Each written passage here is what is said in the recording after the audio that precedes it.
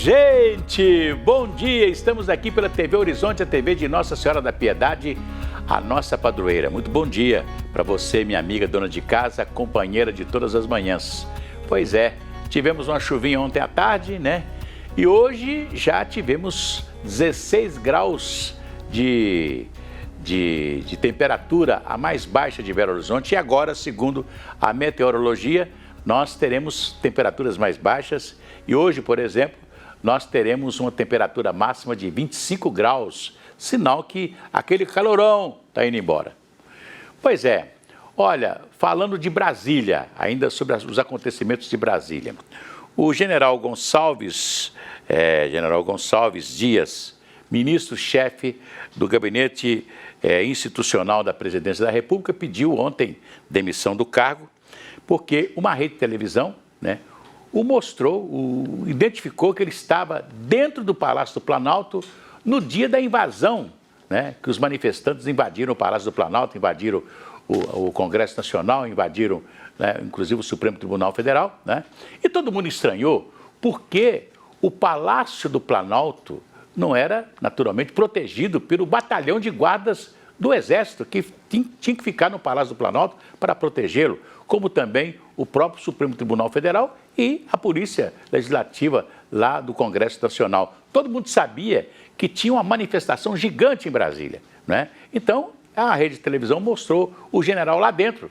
né, do Palácio do Planalto. Então, ele foi, naturalmente, pediu demissão, porque ele teria que ser ouvido lá no Congresso Nacional ontem, apresentou um atestado médico dizendo que não podia estar presente, né? E logo aconteceu o vazamento, naturalmente, desse vídeo em que mostra o general dentro do Palácio do Planalto. Então, no dia das invasões. E o ministro lá o Padilha, o ministro lá do Palácio do Planalto, disse hoje que o governo quer agora que seja formada a Comissão Parlamentar de Inquérito Mista, que vai, naturalmente, apurar os acontecimentos do dia 8 de janeiro, que sempre teve o governo sempre reagiu, né, para que essa comissão de parlamentar de inquérito não fosse criada. Mas agora o próprio governo está querendo que a comissão seja criada. Isso é muito bom. Olha, a epidemia de ataques e ameaças de ataques contra escolas por todo o Brasil levou o governo federal a discutir com representantes do Legislativo e Judiciário maneiras de responsabilizar as plataformas digitais pelo conteúdo que ajudam a disseminar o terrorismo diante das escolas, dos pais e dos alunos.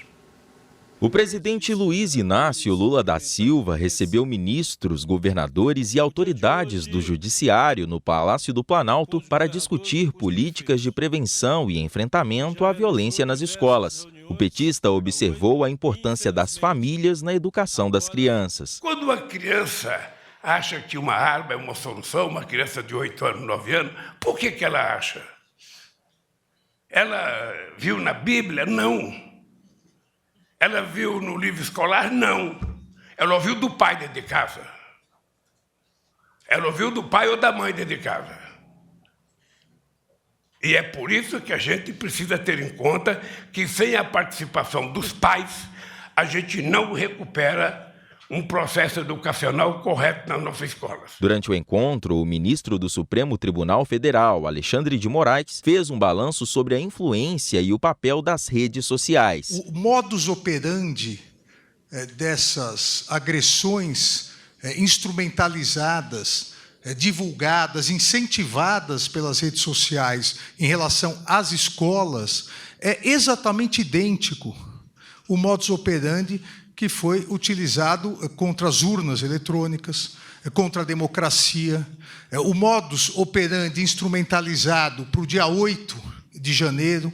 Não há nenhuma diferença. O ministro da Justiça e Segurança Pública, Flávio Dino, anunciou que 756 perfis em plataformas digitais foram suspensos ou removidos por estarem dedicados a difundir o ódio. Então, quando nós olhamos uma situação em que há 225 prisões ou apreensões, isso permite, de modo muito eloquente, cabal, de mencionarmos que não são casos isolados.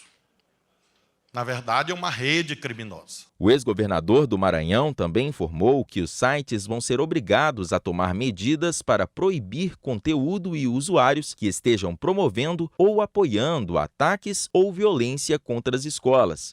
As redes sociais também vão ser obrigadas a enviar dados à polícia sobre todos os usuários que compartilham conteúdo violento e bloquear aqueles que forem banidos por compartilhar esses conteúdos a criar novos perfis. As plataformas que não cumprirem podem ser multadas em até 12 milhões de reais e, possivelmente, ter os sites suspensos por autoridades federais. Pois é, hoje em Minas Gerais, a Polícia Militar está visitando as escolas, naturalmente para conversar com os diretores, com os coordenadores, os professores, etc. E mostrar aos alunos que a polícia está ali, né, preparada para, naturalmente, trabalhar contra qualquer tipo de ataque às escolas, etc. Eu considero que, depois daqueles ataques, essas coisas todas e tal, a moçada, os meninos, né, hoje, que com o celular na mão, querem mostrar que eles podem também fazer um certo terrorismo, não é verdade? Eu considero isso como aquele menino que sai na rua, apertando campainha na casa dos outros e sai correndo, né? Quer dizer, o cara pega uma coisa de qualquer, faz uma manifestação de ataque à escola e etc. para ver o que vai dar, né? É como o cara que coloca fogo na beira da estrada para dizer até onde o fogo vai, né? Na verdade, são pessoas, isso depende muito da educação que a criança recebe em casa. É bom que a polícia esteja na escola, mas nós estamos hoje, né, reclamando da falta de policiamento perto das escolas. Antigamente nós tínhamos um Detran, que tinha a sua guarda, que tinha na porta da escola. Nós tínhamos o batalhão de trânsito que tinha sempre um policial na porta de uma escola. Hoje não tem mais, infelizmente, né? Então, a gente gostaria que essas coisas voltassem outra vez a dar segurança às nossas escolas. Pois é, hidratar e aquecer a voz são cuidados essenciais para garantir a saúde desse importante instrumento da nossa fala. No mês de abril, especialistas no assunto dedicam atenção especial para orientar a população sobre como cuidar da voz. Eu gosto de fazer aquela coisinha, lá, lá, lá, lá, lá, lá, lá, lá, lá, lá, lá, lá, lá, fazer aquele treino, né, para melhorar a voz. Vamos lá. 1, 2, 3, 4. Só quem perdeu a fala pode expressar como é bom se comunicar. É preciso muito trabalho e dedicação para recuperar uma das ferramentas mais importantes do nosso corpo.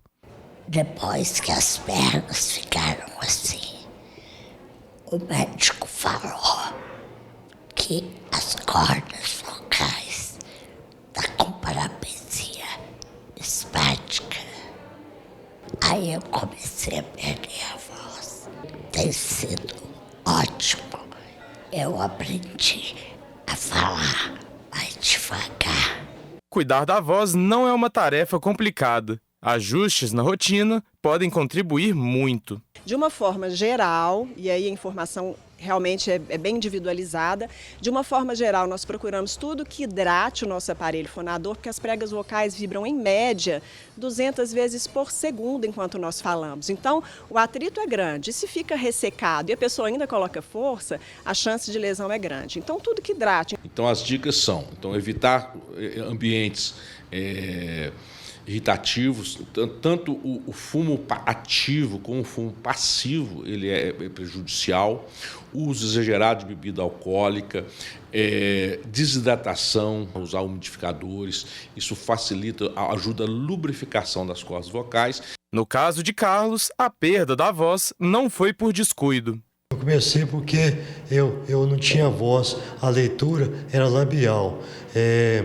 Porque eles fizeram a cirurgia em mim, fiquei internado 59 dias com câncer, 30 no CTI, aí tiveram que fazer a cirurgia, aí cortou a corda vocal, eu perdi a fala.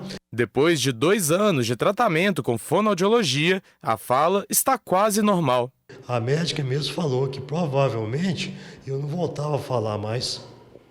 Então, hoje eu falando é muita benção. A Clínica de Fonoaudiologia da PUC Minas atende pacientes que buscam reabilitação de forma gratuita. Quem se recupera não tem apenas o retorno da voz, mas da autoestima. Regina é professora de canto há 30 anos, mas também aluna de fonoaudiologia na PUC. Eu sempre fui curiosa em relação a conhecer mais profundamente sobre a minha grande paixão, que é a voz.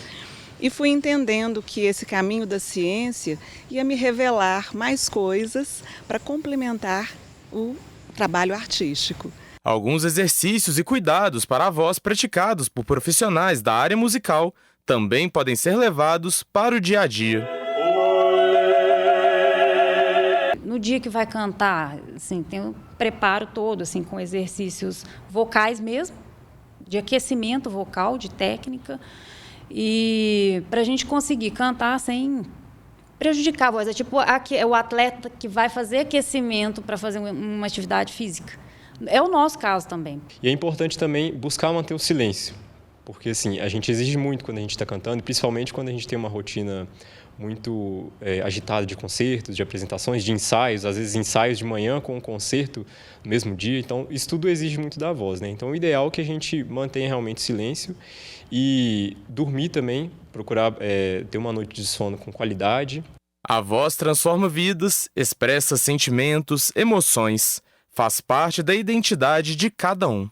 O maior desafio tem sido, na verdade, revelar, né, para as pessoas o quanto que a comunicação ela importa, o quanto que nós precisamos trazer esse olhar para a comunicação, né? E nós vivemos aí o dia da voz, né? Eu lembro que quando eu fumava, eu tinha muitos problemas por causa do cigarro. E um dia eu parei de fumar, né? E eu não aguentava mais sorrir, dar uma gargalhada que dava um ataque de voz, uma crise de tosse. Era uma coisa impressionante, né? Hoje eu faço isso que nós chamamos aí de aquecimento da voz, né? Mas eu lembro que quando eu parei de fumar, uma semana depois eu testei o meu grave. E tinha uma música do Nelson Gonçalves que eu gostava de cantar quando a minha voz era normal, antes de ter muito cigarro, né?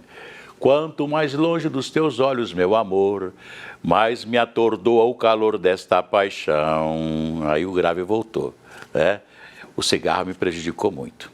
Olha, eu quero te convidar para ir no Mercado Central. Que coisa gostosa é passar uma manhã de sábado, de domingo, de qualquer dia, ou uma tarde, no Mercado Central, onde os mineiros se encontram. Vai tudo bem, muito bem, muito bem, muito bem, muito bem, muito bem, bem, bem. Com pílulas de Lucem, sabe aquela dorzinha urinária, aquela sensação de queimação e ardor? Pílulas de Lucem são antissépticas das veias urinárias e vocês encontram em todas as farmácias e drogarias. Eu falei aqui da música do Nelson Gonçalves. Neste sábado, dia 22, vou fazer um show sobre os 100 anos de Nelson Gonçalves lá no Teatro do Alípio de Melo. Tá beleza, estaremos lá.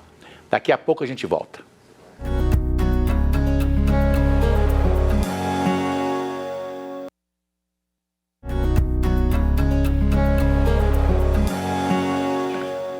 Voltamos aqui pela TV Horizonte, a TV de Nossa Senhora da Piedade. Tem coisas que implicam todos nós aqui no Brasil. Por exemplo, a morte de Marielle Franco. Alguém mandou matá-la. Eles já chegaram nos assassinos, mas ainda não chegaram nos mandantes. E o grande problema é ver quem mandou matar. Não é verdade? Ela incomodava alguém, incomodava algumas pessoas, né?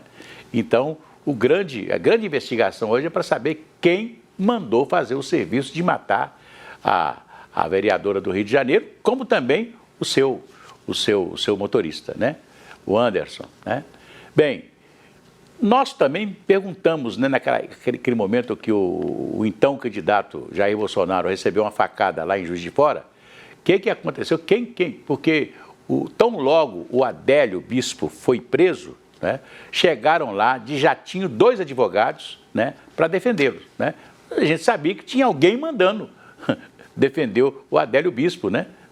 Então agora a Polícia Federal, agora no governo Lula, revelou que o PCC estaria por trás, né, do pagamento dos advogados, porque todo mundo viu que os advogados chegaram lá para defender, mas ninguém podia investigar os advogados, né? Então, as investigações prosseguem. Olha, os preços dos serviços de autoescola têm variação de até 166% em Belo Horizonte. Para tirar carteira na categoria B, por exemplo, o candidato pode gastar entre R$ 1.199 a R$ 2.560. Os dados são de um levantamento do site Mercado Mineiro. Uma aula hoje do curso de legislação, com 45 horas aulas, nós encontramos de R$ 150 a R$ 400, uma diferença de 166%. A própria aula prática de rua, 20 aulas que seriam um mínimo, encontramos de R$ 1.040 até R$ 1.500, com a diferença de 44%. O aluguel do carro para fazer o exame de rua de R$ 160 até R$ 300, uma diferença de 87%. O exame psicotécnico e médico em torno de R$ 390, que é cobrado pelas clínicas. A taxa de licença de direção de R$ 75,55 até R$ 170, uma diferença de 125%. Somando tudo isso, pegando os mais baratos e as autoescolas mais caras, nós chegamos à conclusão que para tirar uma carteira de motorista da categoria B para automóveis, sem repetir, ou seja, passando de primeiro em tudo, o consumidor vai gastar de R$ 1.199 até R$ 2.560, uma diferença de 113%. Lembrando que as autoescolas também oferecem pacotes para a primeira habilitação. Aí o consumidor tem que avaliar. É um pouco mais barato, a gente conseguiu aqui de R$ 1.324 até R$ 2.560, mas é aquela história, né? Será que vale a pena você ficar o tempo todo vinculado a somente uma autoescola, ou você vai por conta própria e pagando as taxas, que é muito mais vantajoso para o seu bolso, e claro, fazendo um bom planejamento? Pois é. Eu sou defensor de que a escola, quando o aluno entra na escola, vai aprender a ler e escrever, né? Vai no chamado antigo primário, depois o antigo ginasial, que hoje você vai até a 8ª, 9ª série, né? Eu acho que os alunos tinham que ter uma matéria de trânsito, né? De legislação de trânsito, né? Principalmente a legislação. Estudar a legislação de trânsito, né? Estudar tudo aquilo que se concerne ao trânsito, para facilitar, inclusive, o aluno quando ele chega para tirar a carteira de motorista, né? Ele já tinha que ter uma certa intimidade com os sinais de trânsito, com os semáforos, com a legislação, tudo isso, né? Facilitaria. Seria muito melhor, né? E talvez você estaria economizando mais na hora de tirar a carteira de motorista. Olha aqui, que coisa magnífica! Inaugurada em Belo Horizonte a primeira horta elevada da cidade. O sistema facilita a acessibilidade para que idosos trabalhem na produção de alimentos saudáveis com foco na própria saúde. A unidade funciona no centro de referência da pessoa idosa. Essa horta, quer dizer, o idoso tem que agachar, né? Então, veja só que novidade.